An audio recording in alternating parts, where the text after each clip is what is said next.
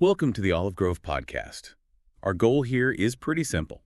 You bring us the sources you're looking at, things you're curious about, and we do a deep dive. We pull out the key ideas so you can stay informed without getting buried in information. Think of it as your shortcut to understanding. Exactly. And today we're focusing on a source a listener shared.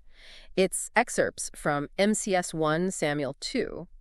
This is a study that looks into, well, the second chapter of 1 Samuel in the Bible. It really highlights this fascinating contrast between two families and how God interacts with them. Okay, right, let's unpack this then. Our mission for this deep dive is to really get a handle on the main stories and lessons in this chapter. We'll be looking closely at the very different paths of Hannah and Eli's family and maybe what these old stories might mean for you today. So just to set the scene a bit, the study reminds us about chapter 1 first. Remember Hannah, she couldn't have children, and she prayed really intensely, vowing that if God gave her a son, she'd dedicate him back to the Lord's service. And that brings us to chapter 2, verses 1 to 10, where Hannah offers this incredible prayer. It's just pure praise, even though she's just handed over her young son Samuel to serve at the tabernacle, which, I mean, that's a huge sacrifice. Her heart is just full of joy. God answered her prayer and, as the study puts it, restored her dignity. Yeah, and what really jumps out from her prayer is this deep grasp of God's authority. She says, the earth's pillars belong to Adonai.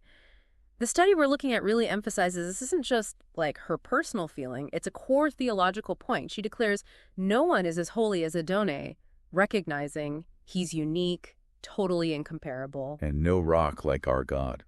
That phrase really sticks, doesn't it? That sense of unshakable strength. It really does, and she sees God's power in these amazing reversals. She talks about the mighty being broken, the feeble getting strong, the hungry suddenly having plenty. While the well-fed apparently lose everything. It's this vivid picture of God just turning human situations completely upside down. Exactly. The study mentions those specific examples. The barren woman having 7 children, while the mother with many sons languishes. It really drives home this idea that God is in control of life and death, poverty, wealth, humbling people, lifting others up. You mentioned verse 8 earlier. For the earth's pillars belong to Adonai. On them he has placed the world. How does the study connect that to God's sovereignty? Well, it explains that as the creator, God has the ultimate right to act within his creation however he chooses. The analogy used is like a potter, and the potter made it, so the potter decides how to shape it and use it. Hannah gets that. And it seems she's also looking ahead, right? The source talks about her anticipating the Messiah in verses 9 and 10. That's right. She understands that real victory doesn't come from human power, but through God's power, through his anointed one. Even back then, this idea of a divinely chosen leader. Yeah, the study kind of links it to her own experience. Just like she couldn't have a child on her own, humanity can't truly fix things or achieve victory without God stepping in. Okay, so after this incredible prayer, verse 11 gives us just a quick note.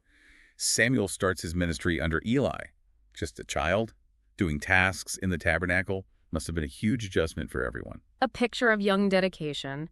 But then the focus shifts dramatically. Yeah, starting at verse 12, we meet Eli's sons. And the description is harsh. They're called scoundrels. That Hebrew word Belial, it carries this weight of worthlessness, ungodliness, real wickedness. Wow, worthless, ungodly, wicked. That sets the stage immediately. It's a strong condemnation right off the bat. And the study makes a key point. It wasn't their upbringing. They grew up with the high priest as their father. The problem was inside in their hearts. It wasn't about proximity to faith, but the state of their own hearts. That's a really important distinction, isn't it? Being around religion doesn't automatically make you faithful. You kind of see that today too, right? People involved in religious things, but maybe their actions don't always line up. Are we just going through the motions? Exactly. And the study details how this lack of regard for God showed up in specific actions. Verses 13 to 16 describe their corruption with the sacrifices.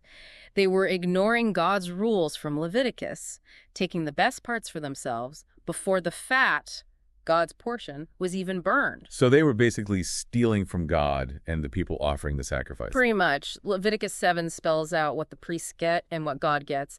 They were just trampling all over that. And wanting raw meat to roast, using their servants to take things by force. It sounds like pure entitlement and greed. Utter self-service. And verse 17 makes it clear how serious this was. They were treating God's offerings with contempt. Which, as the study points out, meant they were showing contempt for God himself. Not a small thing. Not at all. And right then, you get the contrast with Samuel in verse 18. Shmuel ministered wearing a linen ritual vest, even though he was only a child. That linen ephod, the prescribed garment, it shows his obedience, right? His desire to serve God properly. It's such a visual contrast. Eli's sons are grabbing what they want, serving their own appetites. Samuel is focused on serving God. The study links this to Matthew 6. You can't serve two masters. Eli's sons clearly chose themselves. And then there's that lovely detail in verse 19 about Hannah visiting each year. Yeah. Bringing Samuel that little coat she made. It shows her service didn't just stop when she handed him over. It was ongoing. Absolutely. And then Eli blesses Hannah and her husband, and verse 21 tells us they have 5 more children. The study notes that connection of the number 5 with grace. It's like another sign of God's blessing on her faithfulness. But the focus snaps back to Eli's sons in verse 22. Eli is old now, and he's hearing reports. Yeah, about everything they're doing, including this awful behavior sleeping with the women who served at the entrance to the tent of meeting. Women who are there to pray. Exactly. A terrible abuse of their position and a violation of sacred space. The study notes how tragic it is turning women seeking prayer towards sin. It shows how deep the corruption went. And Eli's reaction in verses 23 and 24. He confronts them, yes, but what's his main concern? Well, the study suggests his focus seems to be more on the bad reports spreading among the people, their reputation, rather than the fact that they're dishonoring God. It's kind of a timeless problem, isn't it? Worrying more about what others think than about doing what's right before God. It is. The study draws that parallel. Are we sometimes more concerned with public opinion than with truly honoring God? It's something to think about. And then, inevitably, comes the judgment. Verse 25 says Eli's warning didn't work. And the study notes that God had already determined their fate. Their path was set because of their choices. Again, the contrast. They're despised. But verse 26 says Samuel continued to grow both in stature and in favor with Adonai and with the people. He's a witness. Then a prophet, a man of God, shows up in verse 27. He confronts Eli directly, reminds him of God's blessings on his family line, the privilege of the priesthood. And then hits him hard, right? Accusing him of disrespecting the sacrifices and, crucially, honoring his sons more than God. This study flat out calls it idolatry, prioritizing family desires over God's commands. That's a powerful charge. And the study points out that privilege, like Eli's family had, comes with huge responsibility. They failed that responsibility. Big time. And the consequences are spelled out in verses 30 to 33. God essentially revokes the promise that Eli's line would serve forever. There will be break in strength, early deaths, a rival priest. The study links this failure directly to the penalties. And the sign. Verse 34 says Hophni and Phinehas, the 2 sons, will die on the same day, an undeniable mark of God's judgment. But amidst this judgment, verse 35 offers hope, a prophecy of a faithful priest God will raise up. The study suggests this points towards Zadok, who served King David faithfully later on. And this faithful priest family would serve God's anointed, his chosen king, forever. A new faithful line. Right. And then the final verse we look at, 36, paints a grim picture for Eli's leftover descendants. They'll be reduced to begging, seeking any small priestly task just for a piece of bread. They lose their calling because of unfaithfulness. Wow. So, wrapping up this deep dive, the core contrast from this study of 1 Samuel 2 is just so stark, isn't it? Hannah's faithfulness versus the corruption in Eli's family. Absolutely undeniable. And the takeaways are pretty significant. Things like the need for humility, recognizing God's sovereignty. The seriousness of treating sacred things lightly, that difference between just showing up versus real devotion. And the danger of putting our desires, or even our families, ahead of God's will. It definitely leaves you with something to think about. So, the final thought for you listening in.